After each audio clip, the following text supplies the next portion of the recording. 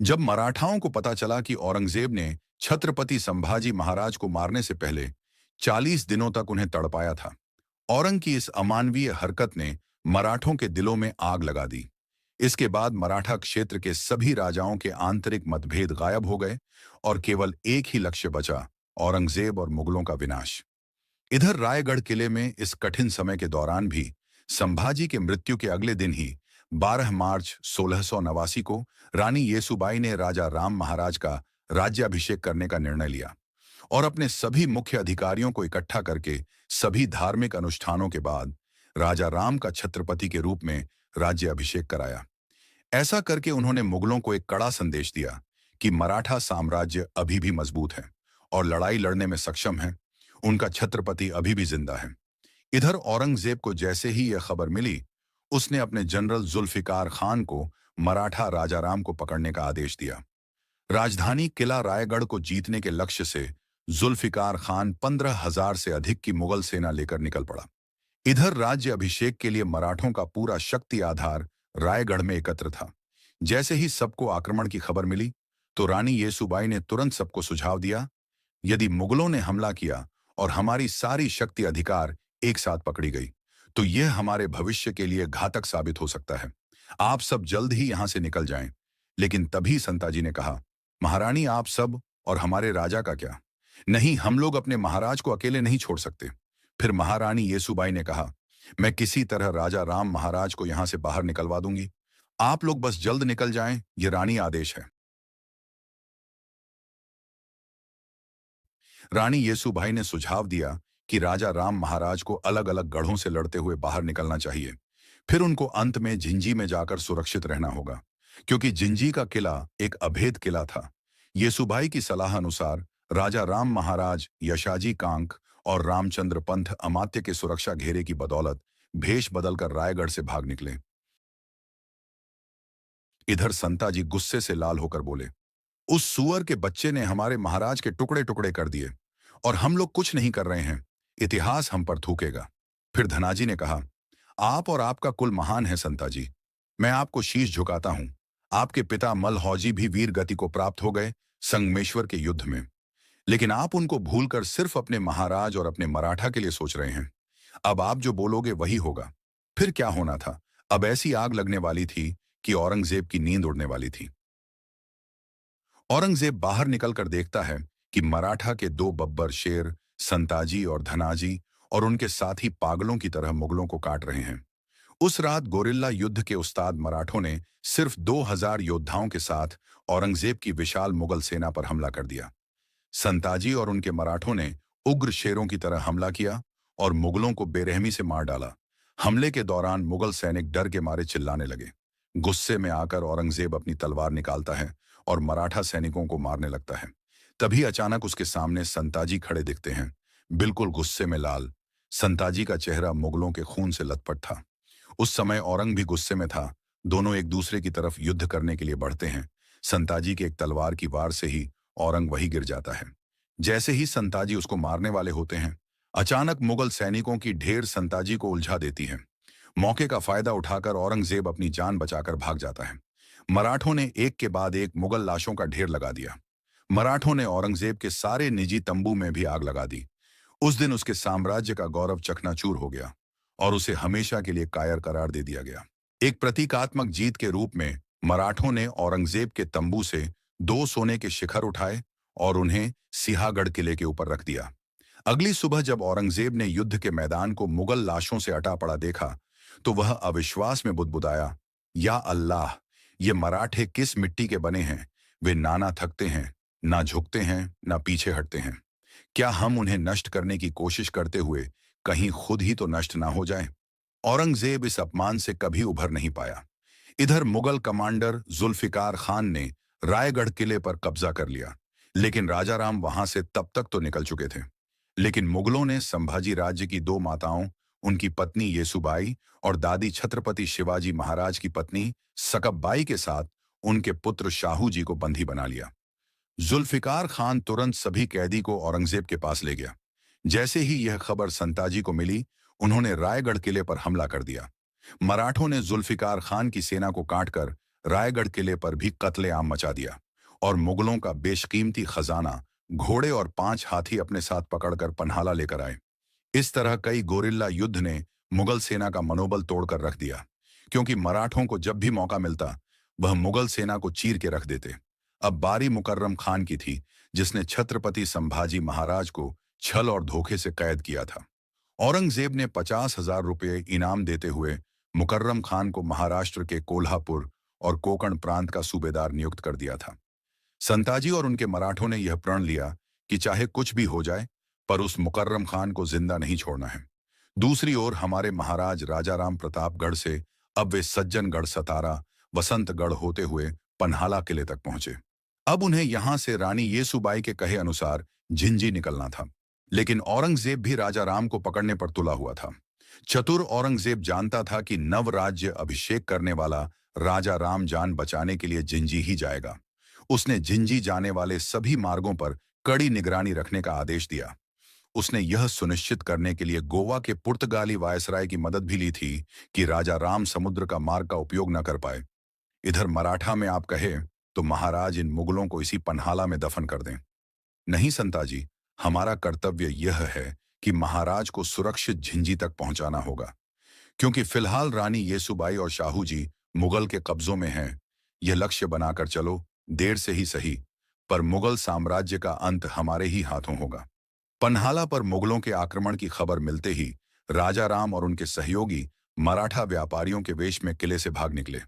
सूर्योदय तक वे लोग कृष्णा नदी के तट पर नृसिंहवाड़ी पहुंच गए।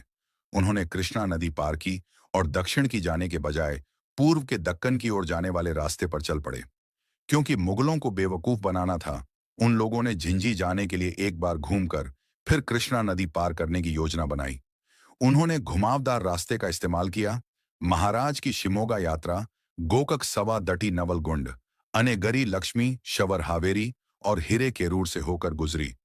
शिमोगा पहुंचने से पहले लक्ष्मेश्वर परगना से गुजरते समय वहां के मुगल अधिकारियों को उनकी यात्रा की भनक लग गई और वे अपनी सेना के साथ उनके दल का पीछा करने लगे। यहां उनका सामना वरदात नदी से हुआ।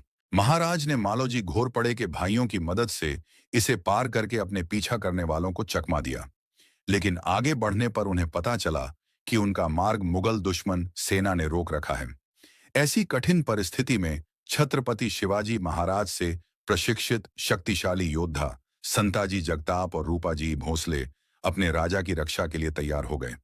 शत्रु सेना को रोकने की जिम्मेदारी संताजी जगताप को सौंपकर राजाराम महाराज रूपाजी भोसले के साथ आगे बढ़ गए। एक सिपाही तेजी से दौड़कर आता है और कहता है, महाराज, भारी मुगल सेना हमारी ओर तेजी से बढ़ रही है। राजाराम महाराज तेजी से उठते हैं, चारों ओर देखते हैं। पास खड़े सेना नायक चिंतित हो उठते हैं। तभी घोड़ों की टाप की आवाज और तेज हो जाती है। महाराज, हमें तुरंत निकलना होगा। मुगल सेना हमें चारों तरफ से घेर रही है। इससे पहले कि मराठा सैनिक कुछ कर पाते, अब्दुल्ला खान की विशाल सेना चारों दिशाओं से हमला कर देती है। तलवारें टकराने की आवाज, घोड़ों की हिनहिनाना गूंज उठते हैं। मराठा सैनिक बहादुरी से मुकाबला करते हैं, लेकिन संख्या में कम होने के कारण कई वीर गति को प्राप्त होते हैं। अब्दुल्ला खान कहता है, राजा राम को जिंदा या मुर्दा पकड़ो, किसी भी हालत में भागने ना पाए।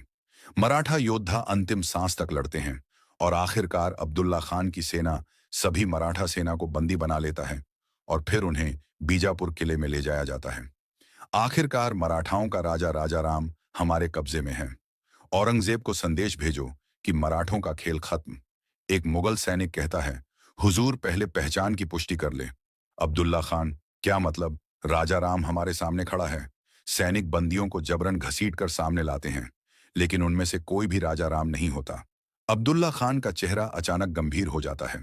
धोखा, यह कैसे हो सकता है? तभी एक घायल मराठा सैनिक हंसता है। उसकी आंखों में चमक और चेहरे पर वीरता झलकती है। राजाराम महाराज, तेरे हाथ कभी नहीं आएंगे। मराठा साम्राज्य को खत्म करने का सपना मत देख। अब्दुल्ला खान गुस्से में कहता है, राजाराम, इस बार तो तू मेरे हाथों से बच गया, लेकिन बहुत जल्द मैं तुझे तेरे बाबा साहेब और भाई के पास भेजूंगा। मराठाओं ने एक बार फिर मुगलों को चकमा दे दिया था। अब्दुल्ला खान के घमंड को करारी शिकस्त मिली, लेकिन मुगलों का कहर अभी खत्म नहीं हुआ था। अब्दुल्ला खान ने उन सभी सड़कों पर अपने जासूस तैनात कर दिए थे जिनसे राजा और उनके लोग यात्रा करने वाले थे। राजा राम महाराज और उनके लोग मुगल जासूसों से बचने के लिए आगे की यात्रा में घोड़ों का उपयोग करना छोड़ दिया। इसलिए वे सामान्य यात्री, तपस्वी, संत, व्यापारी, भिखारी आदि बनकर आगे बढ़ते रहे।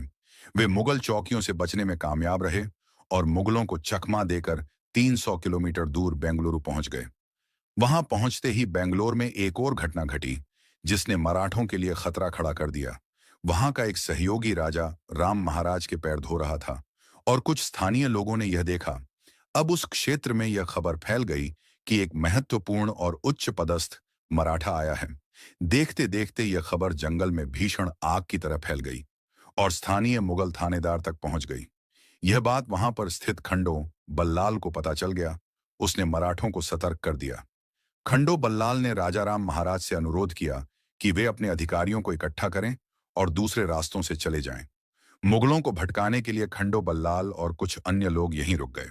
जब थानेदार पूछताछ करने आया तो उसने पाया कि महाराज वहां है ही नहीं। इसलिए उसने खंडो बल्लाल और अन्य लोगों को जंजीरों में जकड़ दिया और पूछताछ करने लगा। हुजूर, अगर राजा राम यहां होता तो मैं खुद आप सबको सूचित कर देता। तुम्हें क्या पागल कुत्ते ने काटा है जो तू अपने राजा को अफसाएगा? बल्लाल ने कहा, राजा राम का परिवार मेरा भी दुश्मन है। उसके भाई शंभू राजे ने मेरे पिता बालाजी आवाजी को हाथी के पैरों से कुचलवा दिया था। मुझे भी उससे बदला लेना है। किसी तरह मुगलों की नजरों से बच बचाकर राजा राम महाराज और अन्य लोग घोड़े पर सवार होकर तकरीबन 35 दिन का सफर करते हुए आखिरकार झिंझी में प्रवेश कर गए। अब महाराज और उनके आदमियों के सामने एक और बाधा खड़ी थी।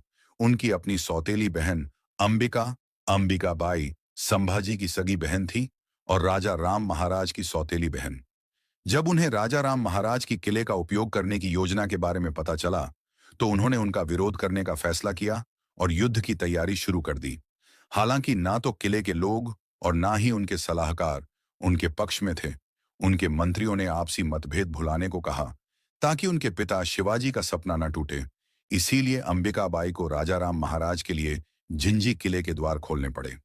आखिरकार 15 नवंबर 1689 को राजा राम महाराज अपने दल के साथ झिंझी किले में पहुंच ही गए थे।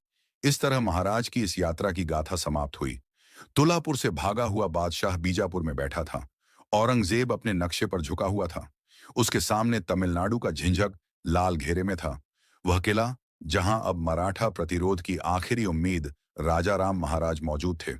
उसकी आंखों में वही जुनून था जो कभी शिवाजी और संभाजी को ध्वस्त करते समय था। लेकिन इस बार उसका लक्ष्य सिर्फ राजा नहीं बल्कि पूरे मराठा वंश को समाप्त करना था। मुकर्रर खान को संदेश भेजो, औरंगजेब ने भारी आवाज में बोला।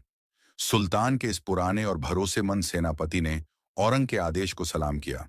मुकर्रर खान को आदेश मिलते ही उसने एक विशाल सेना तैयार की। हजारों मुगल सैनिक के साथ वह झिंझी की ओर कूच कर गया।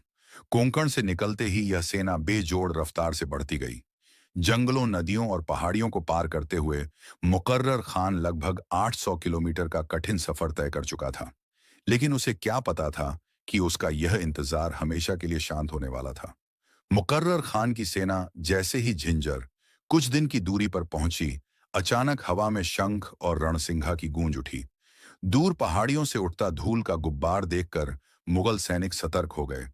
यह कोई और नहीं था बल्कि यह मराठों की छापामार युद्ध नीति का प्रचंड प्रहरी थे। संताजी मां भवानी ने हमारी सुन ली। शिकार खुद शिकारी बनकर यहां पहुंचे हुए हैं।